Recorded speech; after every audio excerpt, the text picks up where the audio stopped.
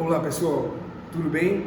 A gente vai gravar agora a parte 3 das aulas 23 estrela, 24 estrela. No fundo, essa é a última parte do primeiro bloco dessas duas aulas especiais, onde nessas primeiras 3 partes a gente falou um pouco sobre o modelo padrão da física de partículas. Na primeira aula a gente falou basicamente dos férmions, na aula número 2 dos antiférmions, e agora a gente vai falar dos bósons finalmente. O que são os bósons? Quem são eles? Qual a participação que eles têm na estrutura do universo que a gente vive? A gente não tem escolha, a gente está preso aqui nesse universo. E a gente vai falar então dos bósons. O que são os bósons? Se você voltar lá para a aula número 1 dessa sequência, a gente explicou que a diferença entre férmion e bóson é que o férmion tinha um spin que é uma fração, por exemplo, mais meio ou menos meio, e os bósons eram as partículas que tinham um spin inteiro, 1, menos 1, 2. Como é que você pode imaginar esses bósons? A gente vai ver que esses bósons estão sempre associados a campos. Existe o conceito de campo na física, né? Por exemplo, uma grande massa altera o espaço, criando campo gravitacional. Uma carga elétrica modifica o espaço, criando campo elétrico. Se eu imaginar esse campo e eu sashimizá-lo, eu cortá-lo em pequenos pedaços, esses pedaços seriam os quanta desses campos. E os quanta dos 4 campos da física são bósons, como a gente vai tentar te explicar agora nessa aula. Então vamos lá. Os bósons se dividem em 2 tipos. Na verdade existe um que é diferente dos outros, que é o bóson primordial, o bóson mais importante, que foi descoberto experimentalmente em 2013, há 7 anos atrás, no Large Hadron Collider, no super acelerador de partículas lá em Genebra, na Suíça. Esse bóson ficou conhecido como bóson de Higgs.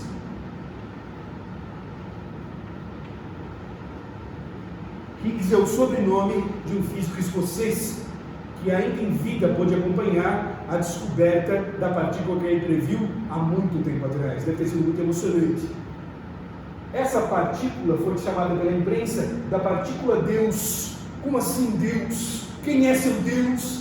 A partícula Deus, porque o bóson de Higgs, que é representado dessa maneira aqui, um quadradinho com a letra H, seria a partícula que dá origem à massa, das outras partículas.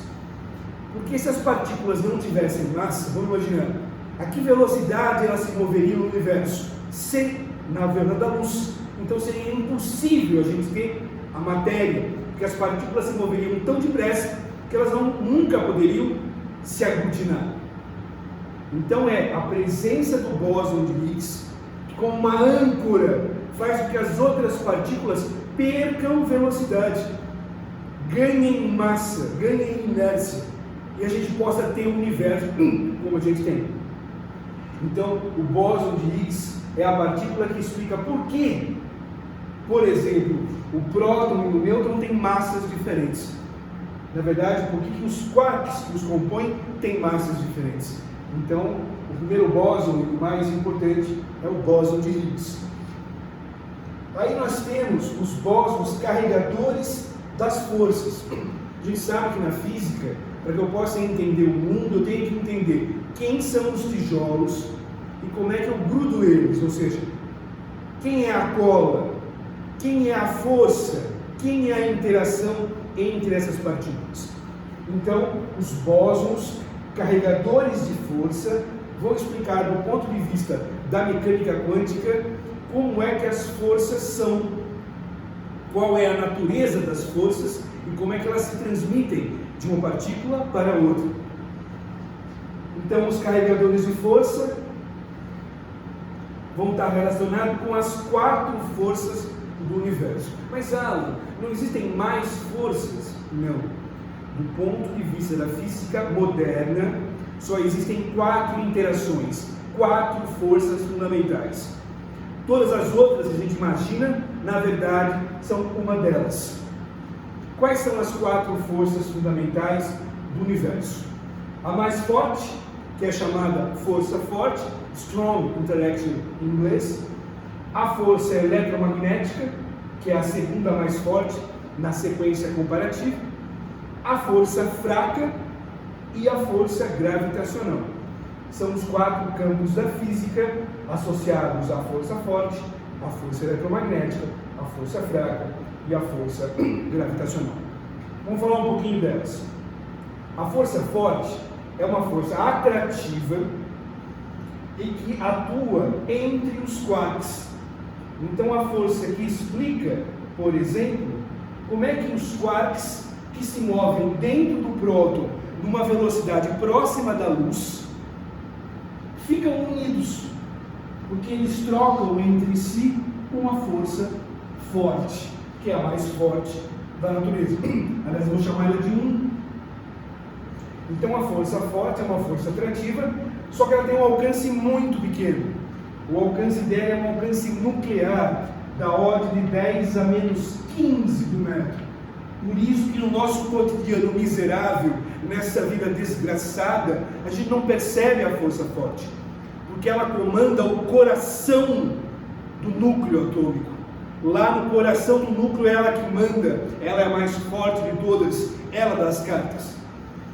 Essa força forte, ela é representada, ela é carregada por um bóson específico, que é o gluon. Então, gluon é o nome do bóson que carrega a força forte. Esse nome gluon vem do inglês glue, cola, a partícula que cola os quarks para formar os hádrons, cola os quarks para formar o nêutron. Essa cola é o gluon. E o quanta do campo forte é o bóson gluon. Bom, vamos falar da segunda colocada. A força eletromagnética, comparada com a força forte, é 100 vezes mais fraca. No braço de ferro entre a força elétrica e a força forte é 100 vezes mais forte.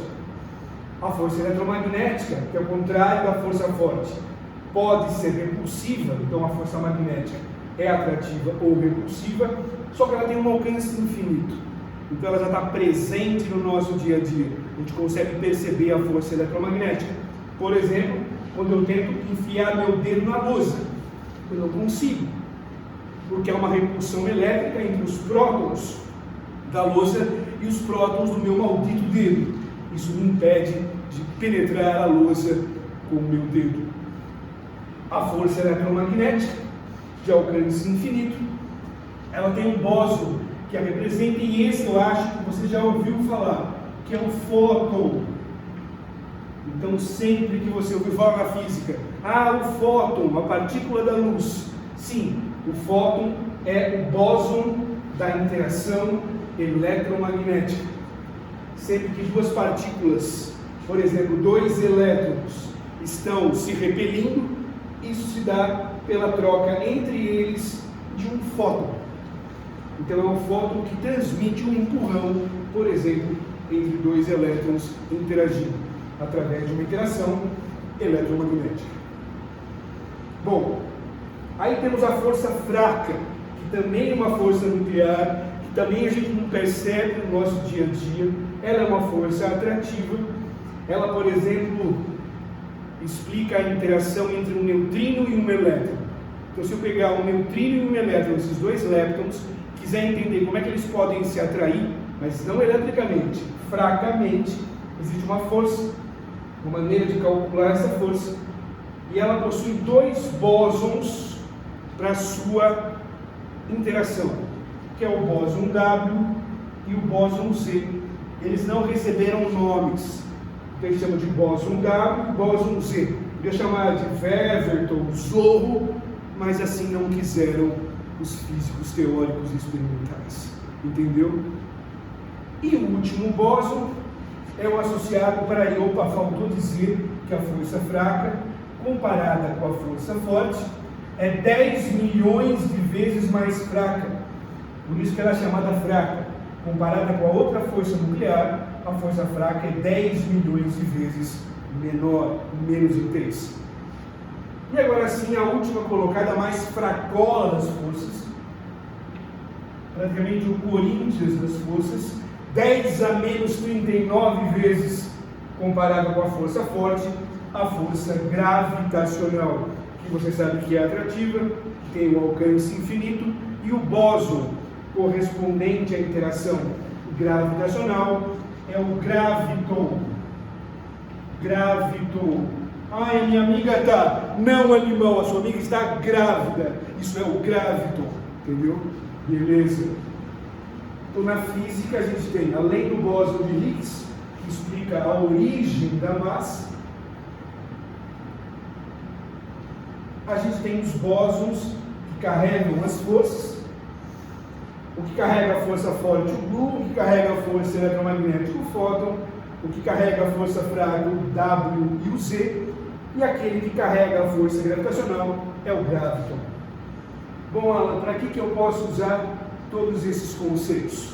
Bom, uma das ideias interessantes é explicar como é que o núcleo atômico pesado pode ser estável, mesmo ele tendo dezenas de prótons, todos com carga elétrica positiva, e você sabe que cargas elétricas de mesmo sinal se repelem eletricamente, então você teria esses prótons se repelindo, e aí você pensa, como é que é possível que eles fiquem tão juntinhos assim, compondo um núcleo atômico?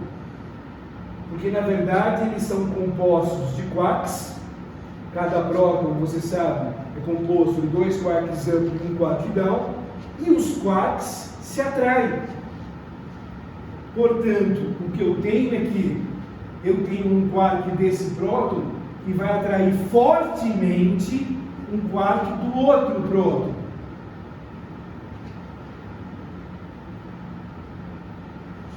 E a força forte, ela é mais intensa do que a força eletromagnética, ela é 100 vezes mais forte.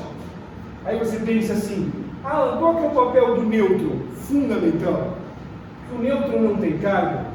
Então, se eu tenho nêutrons no núcleo atômico, e se você correr a tabela periódica, você vai ver que quanto maior o número atômico, cresce o número de nêutrons. Por quê? Você ter nêutrons no núcleo não aumenta a repulsão elétrica, porque, claro, o nêutron não tem carga elétrica, mas colocar mais nêutrons no núcleo significa aumentar a força forte, porque os quarks presentes no nêutron também vão atrair os quarks presentes nos prótons e nos outros nêutrons. E, portanto, a presença do nêutron aumenta a cola forte, aumenta a interação forte e possibilita que um núcleo, por exemplo, tenha um número atômico de 90, de 95, ou seja, você consegue manter as cargas unidas, porque a força elétrica, apesar de ser grande, perde a briga para a força forte, para a força hadrônica. Essa é uma das utilidades de entender o comportamento dos bósons. Queria também falar um pouco sobre isso aqui. Todo físico sonha em ser relevante, em ter um trabalho que apareça. Qual que é o santo grau da física? Qual será a descoberta que faria com que um físico fosse colocado no mais alto pedestal? Qual que é o maior sonho de um físico teórico ou experimental? É descobrir essa aqui, a UTOE. O que é UTOE? Unified Theory of Everything, ou seja, a teoria unificada do tudo. Como assim, Alan? Seria uma teoria que conseguiria mostrar que essas 4 forças poderiam ser uma só. Que lá no início do universo não existiam 4 colas, 4 interações, existiria uma só. A teoria unificada da física. Einstein morreu tentando provar a unificação e não conseguiu. Hawking, aquele da cadeira de rodas, Stephen Hawking, também tentou fazer a unificação das 4 forças, também morreu. Eu tentei, e até que estou com um pouco de dor de cabeça, isso me preocupa um pouco, mas também não consegui ainda. Brincadeiras à parte, quem conseguir fazer a unificação dos 4 cantos, quem se por acaso um dia conseguir provar que essas 4 forças podem ser a mesma força, teria ganho o grau da física, teria conseguido transformar numa resposta a uma das maiores dúvidas que se tem. Por que eu necessito de 4 colas diferentes no universo? Bom, pessoal, eu espero que vocês tenham entendido essas primeiras 3 aulas.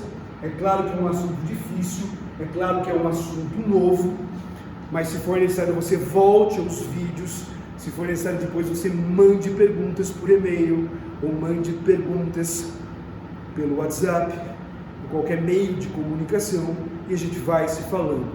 Um abraço, bom estudo!